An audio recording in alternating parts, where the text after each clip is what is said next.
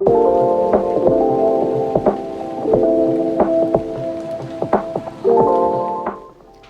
I am Rashmi Nayal from Emoha Elder Care. I am working as a clinical nutritionist in Emoha.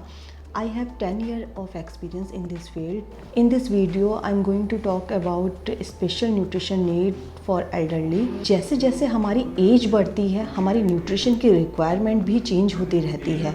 सबसे पहले मैं आपको nutrition के बारे में बताना चाहूँगी कि न्यूट्रिशन क्या है। न्यूट्रिशन का मतलब है कि बैलेंस एंड हेल्दी डाइट का होना।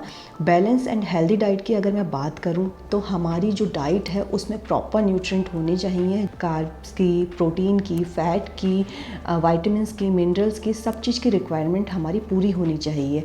एज बढ़ने के साथ साथ हमारी बॉडी में विटामिन्स एंड मिनरल्स की रिक्वायरमेंट बढ़ जाती है। फ़ैट की रिक्वायरमेंट भी हमारी उतनी ही इम्पॉर्टेंट होती है, बट वो गुड फैट की रिक्वायरमेंट होती है। तो गुड फैट के लिए आप अपनी डाइट में आलमंड्स, वॉलनट्स यानी कि बादाम और अखरोट इंक्लूड कर सकते हैं। हमें ज़्यादा न्यूट्रिटिव वैल्यू की रिक्वायरमेंट होती है, लेकिन कैलोरीज काउंट जो होता है वो हमारा लेस होना चाहिए ताकि हमारा एनर्जी लेवल बना रहे। जो भी हम अपनी डाइट में फूड इंक्लूड कर रहे हैं वो लेस कैलोरीज वाले होने चाहिए और उनकी कैलोरी काउंट जो प्रॉपर न्यूट्रिएंट काउंट है वो हमारा ज़्यादा होना चाहिए। जैसे कि हमें अपनी डाइट में fruits, vegetable, green leafy vegetable, दाल, ये सब चीज़ें हमें ज़्यादा अमाउंट में इंक्लूड करना चाहिए। ड्राई फ्रूट्स अपनी डाइट में इंक्लूड करना चाहिए। अवॉइड एम्प्टी कैलोरीज, यानी कि जो हमें, जैसे हम चिप्स या बेकरी प्रोडक्ट या सोडा या अल्कोहल, इन चीज़ों से जो हमें कैलोरीज काउंट मिलता है हमें उन्हें अवॉइड करना चाहिए। जंक फूड को अवॉइड करना चाहिए। कोशिश करें कि कुछ भी अगर हम अपनी डाइट में इंक्लूड कर रहे हैं, बेकरी प्रोडक्ट या कुछ भी हम अपनी डाइट में इंक्लूड कर रहे हैं, वो इस तरीके से होना चाहिए जो लो फैट हो, रिफाइंड प्रोडक्ट उसमें यूज़ ना हो और उसको हम किसी भी बेक्ड फॉर्म में बना हो। एज बढ़ने के साथ साथ हमें कुछ एडजस्टमेंट करने होते हैं अपनी डाइट के अकॉर्डिंग।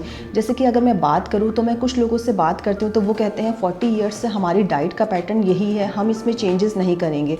उसमें आप चेंजेस मत कीजिए, लेकिन जैसे आपकी 40 ईयर्स से आपकी डाइट का पैटर्न वो है, लेकिन इस टाइम पे हमारी मेडिकल कंडीशन पर डिपेंड करता है। अगर हमें किसी तरीके की कोई डिजीज़ या किसी तरीके की कोई प्रॉब्लम है तो थोड़ा बहुत एडजस्टमेंट हमें अपनी डाइट पे करना चाहिए और कोशिश करें कि अपनी डाइट को हेल्दी और प्रॉपर न्यूट्रिएंट उसमें इंक्लूड करें ताकि आप हेल्दी रह सकें। स्मॉल एंड फ्रीक्वेंट मील का पैटर्न हमें अपनी डाइट में रखना चाहिए। जो भी खाएं थोड़े थोड़े गैप के में खाएं, इकट्ठे बहुत सारा खाना नहीं खाना चाहिए। 2 से 3 घंटे के गैप में कुछ ना कुछ लें। प्रॉपर अपना पानी का इंटेक इंक्रीज़ करके रखें। दिन में कम से कम 2 से 3 लीटर पानी पिएं। अगर आपको लगता है कि प्लेन वाटर आप नहीं पी पाते हैं तो अपनी डाइट में coconut water, lemon water, butter milk किसी भी फॉर्म में आप इंक्लूड कर सकते हैं। अब विंटर्स का टाइम आ रहा है तो आप सूप इंक्लूड कर सकते हैं। इस तरीके से अपनी बॉडी में वाटर इनटेक जो है वो आपने इंक्रीज करके रखना है। ये कुछ पॉइंट्स मैंने आपके साथ शेयर करे जो हमें एल्डर एज में बहुत ही इम्पॉर्टेंट हैं और ये हमें हेल्दी रखने में बहुत इम्पॉर्टेंट रोल निभाते हैं। तो हमें इन पॉइंट्स को याद रखना है और ताकि हम फिट रह सकें और हम अपनी एल्डर एज को एंजॉय कर सकें। Thank you so much.